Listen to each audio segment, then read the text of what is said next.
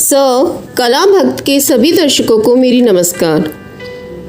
आज मैं आपको देवी भागवत के महात्म्य प्रसंग में भगवान श्री कृष्ण की कथा सुना रही हूँ, जिन्होंने जाम्बवान के यहाँ से मणि प्राप्त की और उनकी पुत्री जामवती से विवाह किया। भोजवंशी राजा सत्राजित द्वारका में सुखपूर्वक रहते थे। उनके द्वारा सदा सूर्य का आराधन हुआ करता था। भगवान सूर्य ने सत्राजित की भक्ति से परम प्रसन्न होकर उन्हें अपने लोक का दर्शन कराया। साथ ही उन्हें एक स्यमंतक नाम की मणि दी। सत्राजित उस मणि को गले में धारण कर द्वारका आए। वह मणि अत्यंत चमकीली थी। उसे देखकर पुरवासियों ने समझा कि सूर्य नारायण आ रहे हैं। अतः सुधर्मा सभा में बैठे हुए भगवान श्री कृष्ण के पास जाकर वे उनसे कहने लगे, जगत प्रभु, ये सूर्य नारायण आ रहे हैं। उनकी बात सुनकर भगवान श्री कृष्ण के मुख पर मुस्कान छा गई। वे बोले, अरे बालकों, ये सूर्य नहीं हैं, ये तो स्यमंतक मणि धारण कर सत्राजित आ रहे हैं। मणि के कारण इनकी ज्योति फैल रही है। सूर्य ने इन्हें यह मणि दी है। तदंतर सत्राजित ने ब्राह्मणों को बुलाकर उनसे स्वस्ति वाचन कराया, मणि की पूजा की और उस मणि को अपने भवन में स्थापित कर दिया। प्रतिदिन 8 बार सुवर्ण देने वाली वह मणि जहाँ रहती थी, वहाँ महामारी, दुर्भिक्ष एवं अन्य उत्पात संबंधी भय कभी नहीं ठहर सकते थे। सत्राजित के एक भाई थे, उनका नाम प्रसेन था। एक बार वे उस मणि को गले में धारण कर घोड़े पर सवार हुए और शिकार खेलने के लिए वन को चल पड़े। उन्हें सिंह ने देखा और घोड़े सहित मारकर मणि ले ली। ऋक्षराज जाम्बवान बड़ा बली था। उसने देखा सिंह मणि लिए हुए है, अतः बिल के द्वार पर ही सिंह को मारकर उसने मणि छीन ली और उसे अपने पुत्र को खेलने के लिए दे दी।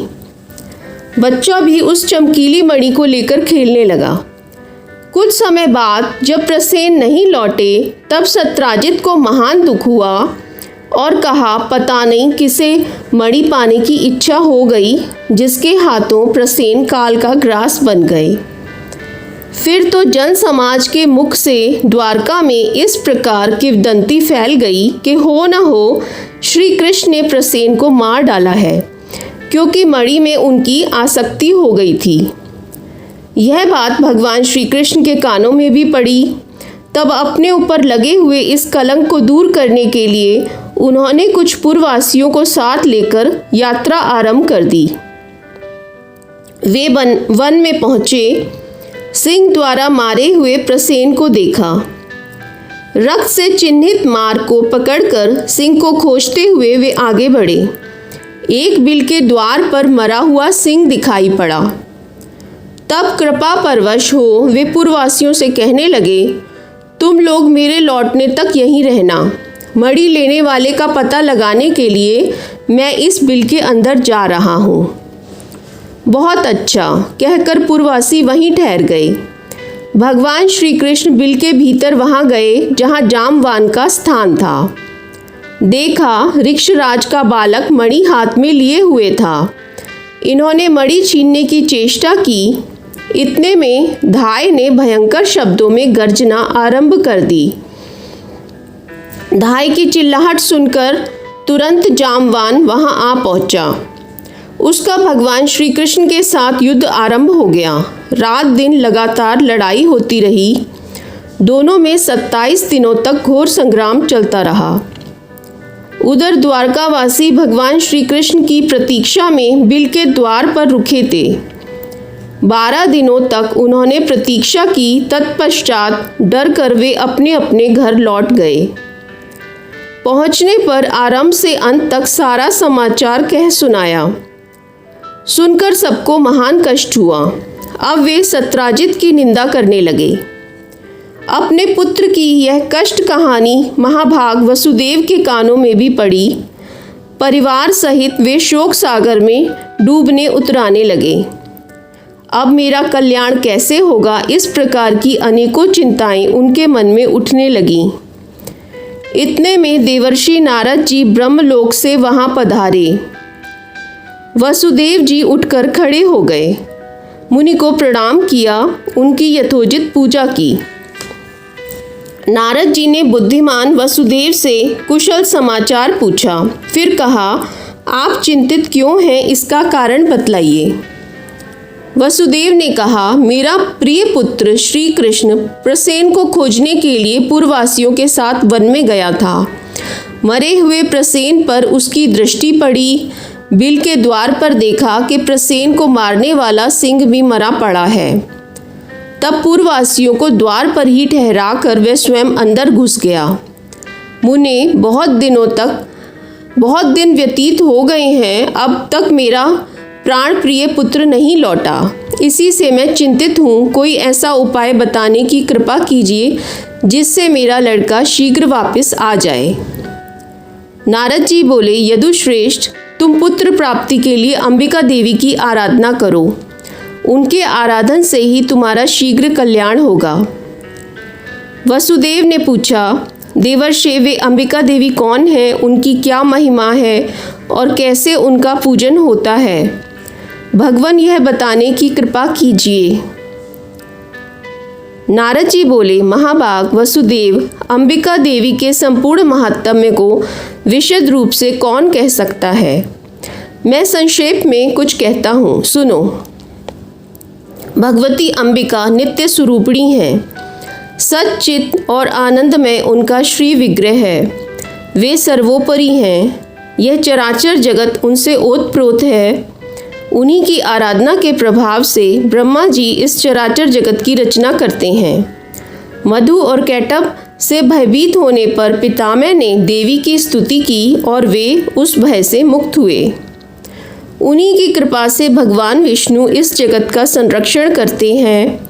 भगवान रुद्र पर उनकी दृष्टि पड़ी, तभी संसार के संहार में वे सफल हो सके। वे ही संसार बंधन की हेतु हैं। मुक्त कर देना भी उन्हीं का काम है। वे देवी परमा विद्या स्वरूपिणी हैं। संपूर्ण शक्तिशालियों पर भी उनका शासन रहता है। तुम नवरात्र विधि से उन भगवती जगदम्बिका का पूजन करके 9 दिनों में श्रीमद् देवी भागवत पुराण सुनो। उस पुराण के श्रवण करने से शीघ्र ही तुम्हारा पुत्र लौट आएगा। इस पुराण के पढ़ने और सुनने वाले से भुक्ति मुक्ति दूर नहीं रह सकती। इस प्रकार मुनिवर नारद जी के कहने पर वसुदेव जी ने उनके चरणों में मस्तक झुकाया और अपार प्रसन्नता प्रकट करते हुए वे कहने लगे। वसुदेव जी बोले, भगवान, आपके कहने पर भगवती जगदम्बिका के कृपा प्रसाद से सिद्ध होने वाला अपना पूर्व प्रसंग मुझे याद आ गया। उसे मैं कहता हूँ, सुनिए।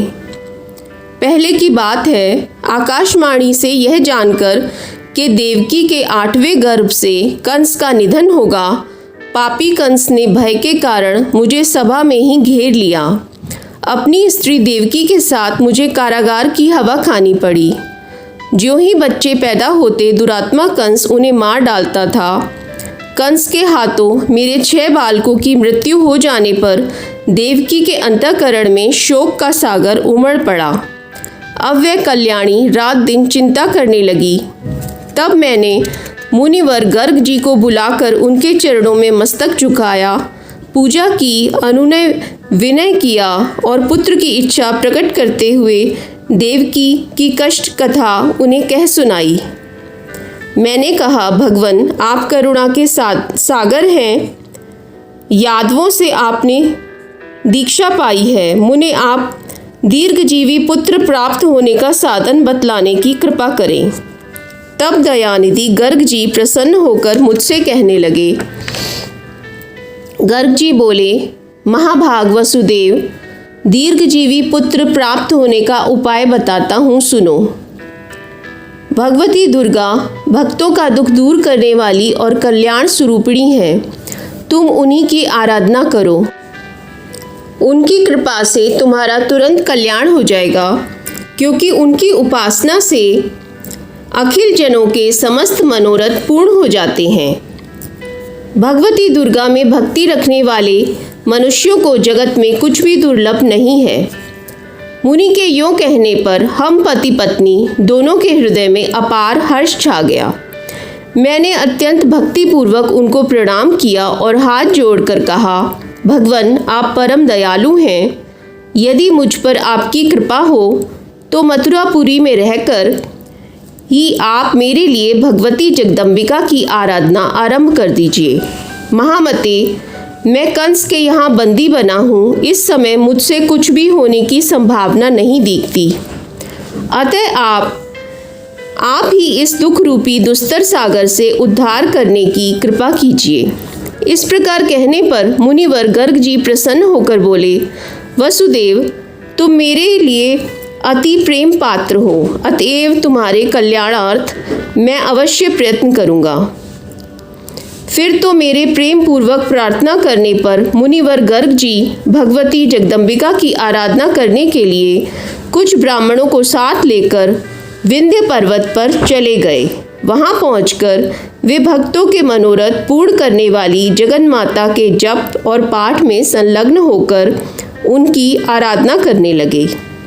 अनुष्ठान समाप्त होने पर आकाशवाणी हुई, मुने मैं प्रसन्न हूँ, तुम्हारा कार्य अवश्य सिद्ध होगा। पृथ्वी का भार दूर करने के लिए मैंने विष्णु को आदेश दिया है।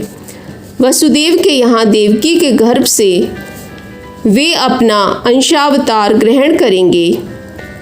उनके प्रकट होते ही वसुदेव जी कंस के डर से उन्हें लेकर गोकुल में नंद जी के घर पहुंचा देंगे। साथ ही यशोदा जी की कन्या को ले जाकर अपने यहाँ आए हुए कंस को दे देंगे और कंस उस कन्या को जमीन पर दे मारेगा। इतने में ही वह कन्या कंस के हाथ से छूट जाएगी। उसका अत्यंत मनोहर रूप हो जाएगा। मेरा ही अंश रूप विग्रह धारण करके वह विंध्यगिरि पर जाकर जगत के कल्याण में संलग्न हो जाएगी। इस प्रकार आकाशवाणी सुनकर मुनिवर गर्ग जी ने भगवती जगदम्बिका को प्रणाम किया। अत्यंत प्रसन्न होकर वे मथुरापुरी में आए। मैंने उनके मुख से देवी का वरदान सुना। सुनते ही हम पति पत्नी दोनों को बड़ी ही प्रसन्नता हुई। मेरे हृदय में आनंद का समुद्र उमड़ पड़ा। तभी से भगवती जगदम्बिका का उत्तम महात्म्य मैं जानता था। देवर्षि, आज भी आपके मुखारविंद से वही महात्म्य मैं सुन रहा हूँ। अतः प्रभु आप ही मुझे श्रीमद् देवी भागवत सुनाने की कृपा कीजिए। देवर्षि, आप दया के सागर हैं। मेरे सौभाग्य से ही आपका यहाँ पधारना हुआ है। वसुदेव जी का कथन सुनकर नारद जी प्रसन्न हो गए। शुभ दिन और शुभ नक्षत्र में उन्होंने कथा आरंभ कर दी। कथा की निर्विघ्न समाप्ति के लिए अनेकों ब्राह्मण नरवाण जप करने लगे। कुछ ब्राह्मणों ने मार्कंडेय पुराणोक्त दुर्गा सप्तशती का पाठ प्रारंभ कर दिया। नारद ने प्रथम स्कंद से कथा आरंभ की। वसुदेव जी भक्तिपूर्वक सुनते रहे। 9वें दिन कथा प्रसंग समाप्त हुआ। महाभाग वसुदेव जी ने प्रसन्न होकर पुस्तक और कथावाचक की यथोचित पूजा की। उस समय भगवान श्री कृष्ण का जाम्बवान के साथ बिल में युद्ध चल रहा था।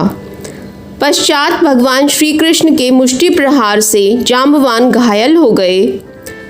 उसकी देह रक्त से सन गई। फिर जब चेत हुआ तब उसने भगवान श्री कृष्ण के चरणों में मस्तक झुकाया और अपार श्रद्धा प्रकट करता हुआ वह उनसे अपना अपराध क्षमा कराने लगा। उसने कहा, भगवान मैं आपको जान गया।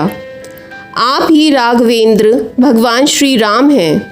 आपके क्रोध से समुद्र शुद्ध हो उठा था, लंका चौपट हो गई और सपरिवार रावण काल का ग्रास बन गया। भगवान वे ही आप अब श्री कृष्ण रूप से पधारे हैं। मेरी उद्दंडता क्षमा करें।